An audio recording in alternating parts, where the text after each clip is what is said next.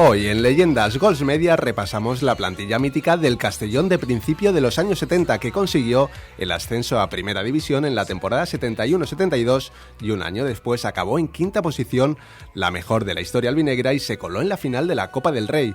Y para hablar de esa histórica etapa del conjunto orellut tenemos el honor de contar hoy en los estudios de Gols Media Radio con el que para muchos es el mejor jugador que ha vestido la camiseta del Club Deportivo Castellón, Juan Bautista Planelles.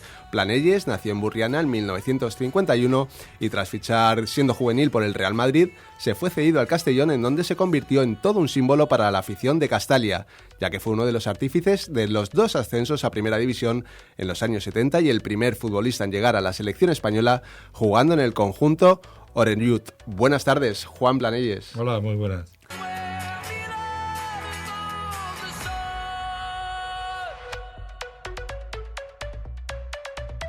¿Qué se siente al escuchar que para muchos ha sido el mejor jugador de la historia del Castellón?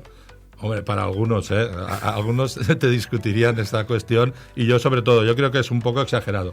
Pasa que soy el jugador que mejor ha caído bien a la afición en aquel momento, ¿no? Y la verdad, ser el mejor me parece pero demasiado exagerado. ¿Tú cómo te definirías como jugador? Yo era un jugador eminentemente técnico y con inteligencia, pero tenía otros defectos. Por ejemplo, no corría mucho, no robaba balones, y esto pues es un defecto que por supuesto lo pagué. Sí que es verdad también que ese ascenso se consumó en un partido contra el Mallorca en el que marcaste, pero en el que estuviste a punto de no jugar. ¿Por qué? Bien, porque es que tenía la uña del pie derecho, una uña del dedo gordo, la tenía fatal y no podía chutar con la derecha, y yo le dije, oye, que yo soy derecho. Y dice, no hace falta que toques el balón con el pie. Digo, bueno, tuvimos suerte porque Clare se lesionó a los 5 minutos y pasé de delantero centro. ¿Sí?